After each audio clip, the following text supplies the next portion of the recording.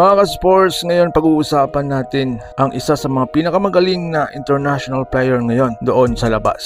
Walang iba si Remy Martin. Isang pangalan na madalas marinig ng mga Gilas fans pero hanggang ngayon hindi pa natin siya nakikita sa national team. Isang Phil-Am guard na may championship pedigree, explosive speed at Pinoy pride. Kaya ang tanong lang lahat, bakit hindi pa siya nakalaro para sa Gilas Pilipinas? Kung trip mo po ang ganitong content, paiwan ng follow at pa-subscribe na din. Tara, simulan na natin. Si Remy Martin ay ipinanganak sa Burbank, California pero may dugong Pinoy mula sa kanyang ina. Lumaki siyang mahilig sa basketball at mabilis na pansin dahil sa kanyang energy at fearless style of play. Sa Arizona State University, naging isa siya sa mga paboritong college players. 2 beses na All-Pac-12 guard at kilala sa clutch performances. Paglipat niya sa Kansas Jayhawks, doon lalong sumabog ang kanyang pangalan. Noong 2022 NCAA tournament, si Remy Martin ay naging spark plug off the bench at nagbigay ng instant offense at leadership. At sa huli, naging bahagi siya ng Kansas Jayhawks team na naging national champions.